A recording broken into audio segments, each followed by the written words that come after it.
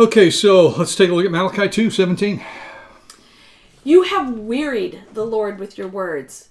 How have we wearied him, you ask? You have wearied him by saying that all who do evil are good in the Lord's sight, and he is pleased with them. You have wearied him by saying, where is the God of justice? So we are going to maybe flip-flop this a little bit, but let's just sort of hit this right off the bat real simply, and that is this, that grumbling and complaining wearies God. Yeah. But lest you feel like, oh, that doesn't seem right, don't I get weary when others are grumbling and complaining all the time? How many of us are like, oh, wow, this just gives me warm fuzzies whenever I hear a family member, a friend, a coworker. When your kid's overtired and all they do is grumble and complain, you're like, oh, I'm so happy to hear grumbling their little and voices. complaining wearies God. Mm-hmm. And you say, well, what does that have to do with Malachi 2:17? Well, they're wearying him by saying, hey, where's God, the God of justice? If God's so great, how come he's allowing all this stuff to happen? How come he's not showing up and doing something about it? If this is really a big deal to God, how come he hasn't done something about it? Well, which leads me to a question, and I'm going to throw it to you now.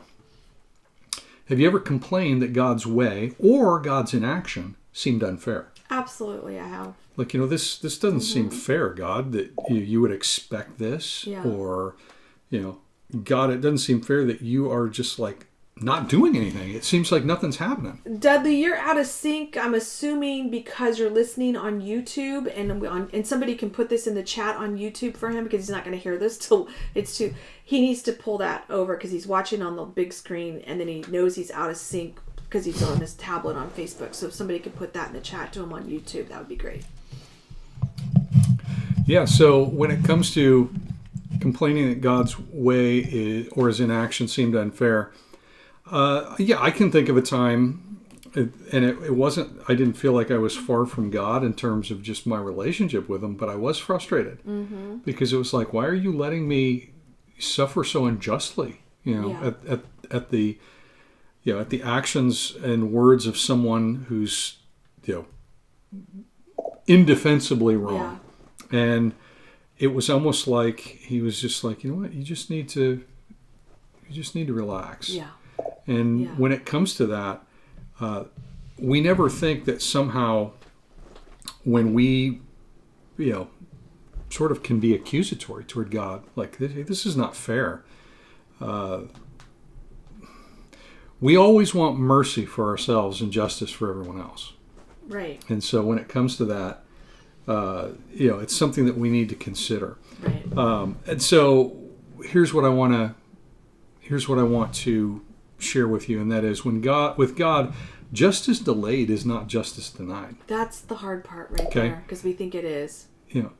Sometimes your rejection, however you are being rejected, you may feel you're being rejected by God or by others or whatever.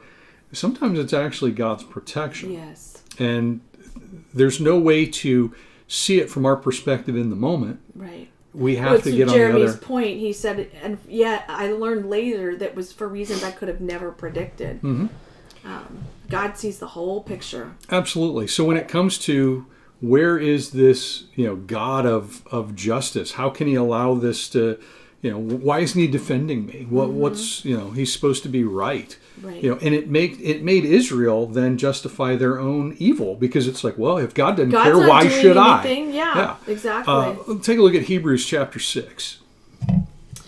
We are confident that you are meant for better things that come with salvation. For God is not unjust. He will not forget how hard you have worked for him and how you have shown your love to him by caring for other believers as you still do. So, keeps good records is what I always say. And there's an important, and this is repeated in the Bible, this important sentence, God is not unjust.